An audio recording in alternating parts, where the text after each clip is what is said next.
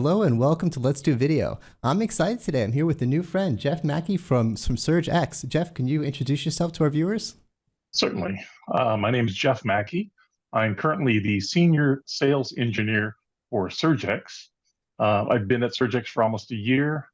My AV background goes back quite a ways. Started out in broadcasting, about 10 years, 20 years in live events, and then the last 10 I've spent as a design engineer for commercial integration.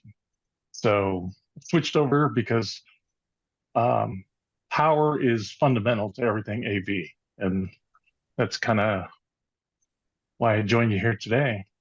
Yeah, well, so you know the AV industry, and yeah, you're definitely the right guy to talk to with power. I walked by your booth at Infocom, and I saw these types of devices, and I was excited because, you know, as everyone knows, this Let's Do Video penthouse executive boardroom, I'm spending $100,000 a month just renting the place. So I want the best in here. I want the best cameras, the best microphones. We got a rack of server gear, and I want surge protection. I want power. So I went to your booth, and I'm like, oh, that looks like battery backups and power things. I thought I knew what I was getting into there.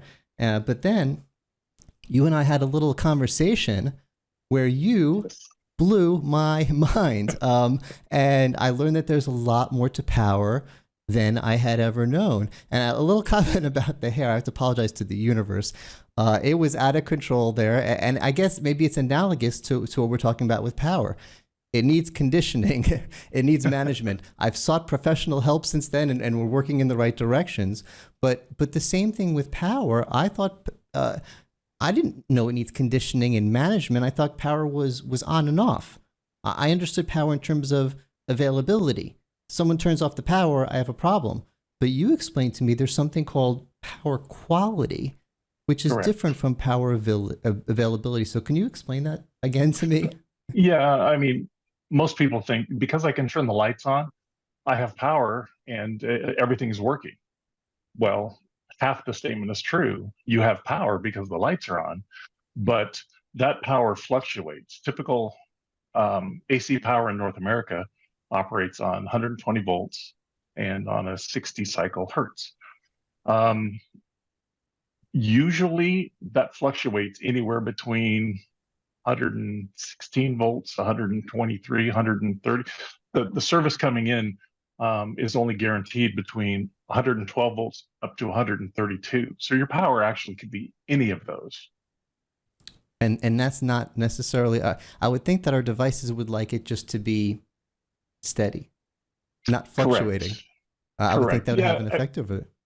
They have a small tolerance for minor fluctuations, you know, but 10% swing is usually not one of those. Too much power is a bad thing, and not enough power is just as bad.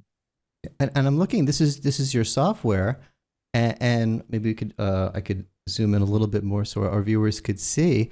I'm looking at all the. I didn't know all this stuff existed. Again, I thought it was on and off, but there's all these metrics that maybe I don't need to understand, but I think the IT people on the ground need to understand. And things that it's not just right. It's not just on and off. There's greens and there's yellows and there's reds. There's bads and there's good for all this stuff. And I see some things that are in the red. I would say, I don't want things in the red connected to my devices. I spent a lot of, again, $100,000 a month on this boardroom. I want to protect the stuff I have in here. Exactly. Yeah. And that's the thing. It's, well, with the color coding, it makes it easy at a glance. You don't have to crunch numbers or interpret CSV or Excel tables and try to figure out when the voltage dropped or anything. You could look and go, yeah, green is good, red is bad. But it's helpful to know what your power is doing.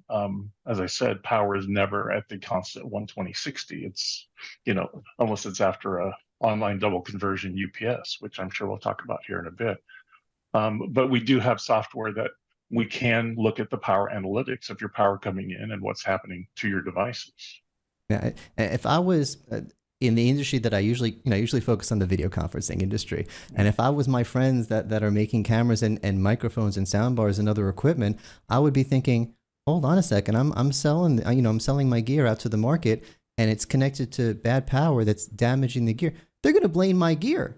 They're going to blame my cameras. If I was all the other booths at Infocom, I would be stopping by your booth to say, hey, I don't want my gear to be looking bad, to be breaking after 2 years instead of reaching its full life cycle of 5 years, whatever it is. Right. And that's where the low voltage comes in, right? It'll slowly degrade the product and it won't last the life cycle. If your project is expected to last 5 years, if you're constantly having low voltage issues at your boardroom or your residence or wherever, those components may only last 2 years, 3 years. And, like you said, that's going to take a hit on your credibility as a manufacturer. Yeah. And or an integrator. Our friends in the integrator world, and the distributor world, not just the vendors, when the stuff breaks, the customers aren't going to say, oh, well, we've had power issues. They don't know. This stuff's invisible. When it breaks, they're going to say, I trusted my integrator to get me a good camera, and I thought it was going to last longer than this, and I'm not happy now. Right. So this is really blowing my mind. I didn't know this existed. Let's go into... It gives the integrator some tools. In the integration world, it's like the last one who touches it, that's whose problem it is. But if you can justify what's happened, you can go to the client and go, look, you had a power sag at 2 o'clock. That's why your Apple TV or your DSP went offline and rebooted. This is what we can do to resolve that. We can put an online double conversion UPS to take care of those voltage fluctuations so it doesn't happen. It's not the integration. It's not the product. 80% of the time, it's the power that's coming into the facility. It's the same exact thing that we've seen in the network IT world, which is when it goes down, you can't just say to the boss, sorry, boss, the network's bad. You need to show the data and say, look, I told you that this particular router is an issue. We need to fix it. Look at the data coming in and out. Here's the metrics. And the fact that we could do the same thing with electricity that we do with data over the internet is... I think it's, obviously very helpful. I didn't know this was real. So what are we looking at here? So there's a number of products that we have. I mean, we have a number of different form factors, right? We'll have rack mount products. We have products that will go behind a display monitor, things that'll go under the conference table. We even have things, a branch circuit that would go after the breaker box and protect an entire 20 amp circuit. There's a picture of the branch circuit there. That one will take 4 20 amp circuits and you'll actually eliminate the surge on 4 circuits. That's the one thing that separates SurgeX from all the other competitors. We will eliminate a surge up to 6,000 volts. Okay, so I'm getting it now. So the way it works from I'm always getting to the customer point of view. The devices look like the stuff that I'm used to. It looks like a power surge strip. It looks like a battery. It looks, battery USB, not USB, a UPS protector. It looks like the stuff that I'm used to, but there's this software you have called SurgeX Connect. And I think that's what kind of sets you apart. Yeah, that's the new product that we just introduced at Infocom in June. And basically, it'll offer a fleet view of all your SurgeX IP-enabled devices. You can log in to your portal, and you can see all of your SurgeX IP-enabled devices. You can see what the power availability is coming in, what the power is doing if you're having sags or spikes.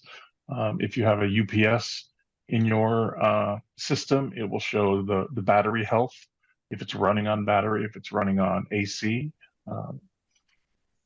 A number of analytical tools that you can see while in the SurgeX Connect portal. And I love that because coming from my world, the video conferencing world, 15 plus years ago when I started, these things were tough to monitor, and the poor IT people had to run from room to room. There was just no central management. And correct. The company doesn't exist anymore, but there was something called Tandberg Management System that came out. And from a remote location, you could poke in and see what each camera was doing and fix things and adjust things. And the world changed. And so now I want that for everything. And we're seeing that. A lot of today's camera vendors all have something like that. So the fact that you're already on that, because that was my next thing. I'm like, it's great that your devices are doing this, but I'm going to walk around with a laptop and plug into each power thing in each room. That's just too much for me. So the fact that it's centralized. Yeah, as long as you can hit that subnet, you can see all your SurgeX IP-enabled devices through the SurgeX Connect portal. So let's wrap it up with what every integrator, every customer is really concerned about is ROI. So let's talk about, I mean, we've talked about extending the life cycle of products, but I need to know, I'm going with SurgeX, where am I going to get my money back? Right. Well, the first thing, and we do protect, backup, and justify, right? We want to protect. The first step is to eliminate the surge. That's going to drop service calls. Our integrators are telling us up to 60% right out of the gate without doing any other conditioning of the power. Add the second layer, the backup, using an online double conversion UPS. We're going to condition that power. It'll take care of all those little voltage fluctuations. And then justify with the Squid and SurgeX Connect. You can go back and say, hey, this is what's happening. This is why you need these two devices in line. Biggest thing, you're going to be able to remotely monitor and manage these devices. Particularly helpful because now IT people are more involved with AV than ever before. IT and AV, it's like this now. I mean, I cannot tell the difference. I've been waiting 20 years for that. They talked about it for that long, and it's now finally here. Yeah. The time spent on truck rolls, no longer having to roll a truck just to go power cycle a device. You can do it remotely. Yeah. So definitely cost savings for both the integrator and the end user. That's great. And I appreciate you guys, because the reason I'm Let's Do Video is because I'm not that smart, and video is easy. If something's wrong, I could see it and I could fix it. The color's wrong, you adjust the tint. For me, audio is really hard. I think people who do audio are so much smarter than me, because you can't see what's going on. You have to fix it. It's who knows what's going on. And electricity, that's a million times, that's magic. That's a million times more complicated than even audio is. So I will never understand this. I'm glad that you will understand it for me. And I know that if, clients that come to me for recommendations, if I go check out their facilities afterwards and I see that SurgeX sticker, I'm going to have some peace of mind that I don't understand why it works, but that you'll be taking care of it. So if anyone has any questions, where should they go to learn more? You can go to surgex.com, or you can you'll share my details. You can reach me at email. I'll be happy to answer any technical service questions that you have. Great. We'll put it all in the description. Thanks so much for being here. This was great. Excellent. Thank you, David. And thanks everyone for watching.